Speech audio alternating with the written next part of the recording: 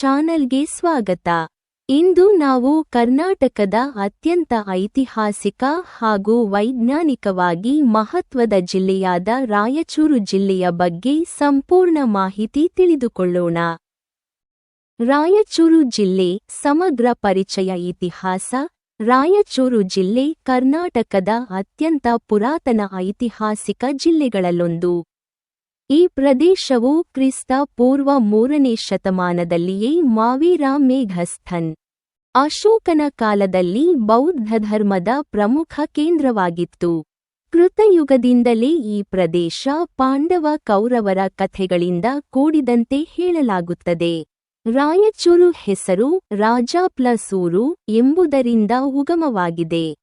ಬಹುಮಾನ್ಯವಾದ ರಾಯಚೂರು ಫಲಕ ರಾಯಚೂರ್ ಇನ್ಸ್ಕ್ರಿಪ್ಷನ್ ಚಾಳುಕ್ಯ ರಾಜರ ಕಾಲಕ್ಕೆ ಸೇರಿದ ಮಹತ್ವದ ದಾಖಲೆ.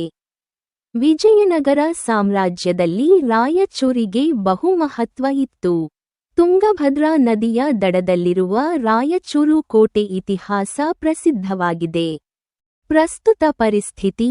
ರಾಯಚೂರು ಜಿಲ್ಲೆಯಲ್ಲಿ ಒಟ್ಟು 5 ತಾಲೂಕುಗಳಿವೆ: ರಾಯಚೂರು, ಲಿಂಗಸುಗೂರು, ಮಂಜುನಾಥನಹಳ್ಳಿ, ಸಿಂಧನೂರ, ದೇವದುರ್ಗ. ಕೃಷಿ ಮುಖ್ಯ ಜೀವನಾಧಾರ. ಅಕ್ಕಿ, ಜೋಳ, ಶೇಂಗಾ, ಸಸ್ಯ ತೈಲಗಳು ಇಲ್ಲಿ ಹೆಚ್ಚು ಬೆಳೆಯಲಾಗುತ್ತವೆ. ಆಧುನಿಕ ಕಾಲದಲ್ಲಿ ಶಕ್ತಿನಗರದಲ್ಲಿ ಸ್ಥಿತಿಯಲ್ಲಿರುವ ರಾಯಚೂರು ತಾಪಮಾನ ವಿದ್ಯುತ್ ಸ್ಥಾವರ ಬಹು ದೊಡ್ಡ ವಿದ್ಯುತ್ ಉತ್ಪಾದನಾ ಕೇಂದ್ರವಾಗಿದೆ. ತಾಲೂಕಿನ ಮುಖ್ಯ ಉದ್ಯೋಗ ಕೃಷಿ ಮತ್ತು ಕೆಲವೊಂದು ಕೈಗಾರಿಕಾ ಘಟಕಗಳು ಮಾತ್ರ ಇವೆ. ವೈಜ್ಞಾನಿಕ, ಭೌಗೋಳಿಕ ಮಹತ್ವ. ರಾಯಚೂರು ಜಿಲ್ಲೆಯು ತುಂಗಭದ್ರಾ ಮತ್ತು ಕೃಷ್ಣಾ ನದಿಗಳ ನಡುವೆ ಸ್ಥಿತವಾಗಿದೆ. ಇದರಿಂದಾಗಿ ನದಿ ತೀರದ ಹಣ್ಣು ಹಂಪಲು ಕೃಷಿ ತುಂಬಾ ಸಮೃದ್ಧವಾಗಿದೆ.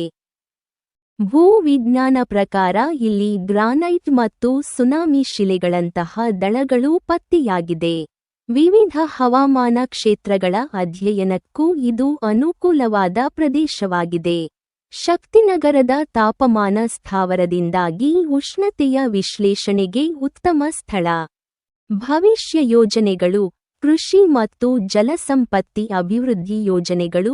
ತುಂಗಭದ್ರಾ ನದಿಯಿಂದ ಹೆಚ್ಚಿನ ಭಾಗದ ನೀರಾವರಿ ಯೋಜನೆಗಳು ಯೋಜನೆ ಹಂತದಲ್ಲಿವೆ. ಬೃಹತ್ ಕೈಗಾರಿಕಾ ಪ್ರದೇಶಗಳ ಸ್ಥಾಪನೆ, ವಿಶೇಷವಾಗಿ ಶಕ್ತಿನಗರ, ರಾಯಚೂರು ತಾಲ್ಲೂಕುಗಳಲ್ಲಿ ಕೈಗಾರಿಕಾ ಕ್ಲಸ್ಟರ್ ಪ್ರಾರಂಭಿಸುವ ಯೋಜನೆ. ಶಿಕ್ಷಣ ಮತ್ತು ಆರೋಗ್ಯ ಕ್ಷೇತ್ರದಲ್ಲಿ ಬಂಡವಾಳ ಹೂಡಿಕೆ, ನೂತನ ಮೆಡಿಕಲ್ ಕಾಲೇಜು, ಪಾಲಿಟೆಕ್ನಿಕ್ ಕಾಲೇಜುಗಳನ್ನು ಸ್ಥಾಪಿಸುವ ಯೋಜನೆ. ಹೆಚ್ಚಿದ ಪ್ರವಾಸೋದ್ಯಮ ಅಭಿವೃದ್ಧಿ. ಇತಿಹಾಸ. ಪ್ರಸಿದ್ಧ ಕೋಟೆಗಳು, ನದಿ ತೀರ, ಶಕ್ತಿಪೀಠಗಳ ಪ್ರಚಾರಕ್ಕಾಗಿ ಸರ್ಕಾರಿ ಬಂಡವಾಳ ಹೂಡಿಕೆ. ಸಂಗ್ರಹ.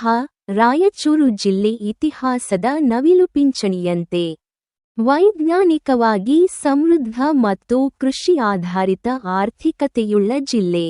ಭವಿಷ್ಯದಲ್ಲಿ ಕೈಗಾರಿಕಾ ಮತ್ತು ಶಿಕ್ಷಣ ಕ್ಷೇತ್ರದಲ್ಲಿ ಇನ್ನಷ್ಟು ಬೆಳವಣಿಗೆ ಕಾಣುವ ಸಾಧ್ಯತೆಯಿದೆ. ಧನ್ಯವಾದಗಳು. ಮುಂದಿನ ವಿಡಿಯೋದಲ್ಲಿ ಮತ್ತೊಂದು ಜಿಲ್ಲೆಯ ಬಗ್ಗೆ ಮಾತಾಡೋಣ.